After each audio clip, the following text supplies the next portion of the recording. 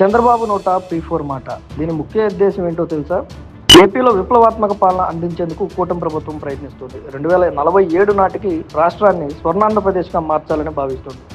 రాష్ట్రంలో పేదరిక నిర్మూలన లక్ష్యంగా పావులు కదుపుతోంది ఏపీ ప్రభుత్వం. ఉగాది నుంచి P4 పాలసీని ప్రారంభిస్తున్నట్లు సీఎం చంద్రబాబు ప్రకటించారు. అమరావతిలో 2 రోజుల పాటు కలెక్టర్ల సమావేశం జరిగిన సంగతి తెలిసిందే. సీఎం చంద్రబాబు కలెక్టర్లకు దిశానిర్దేశం చేశారు. పేదరికం లేని ఏపీ కోసం అందరూ కృషి చేయాలని పిలుపునిచ్చారు.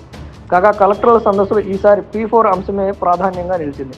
పబ్లిక్ ప్రైవేట్ పీపుల్ పార్ట్నర్షిప్ ఇలా P4గా తీసుకుని రాష్ట్రాన్ని అభివృద్ధి చేయాలని చంద్రబాబు భావిస్తున్నారు. అదే విషయాన్ని కలెక్టర్ల సదస్సులో వివరించే ప్రయత్నం చేశారు. ఇప్పటికీ స్వర్ణాంధ్ర 2047 టార్గెట్ పెట్టుకున్న సంగతి తెలిసిందే. అందులో 10 సూత్రాలను పరిగణలోకి తీసుకున్నారు. అందులో జీరో పేదరికం ఒకటి. ఆర్థిక అంతరాలు తగ్గించేందుకు అధిక నికర విలువ కలిగిన వ్యక్తులు, ప్రపంచవ్యాప్తంగా ఉన్న తెలుగువారు భాగస్వాములు కావాలని పిలుపునిచ్చారు చంద్రబాబు.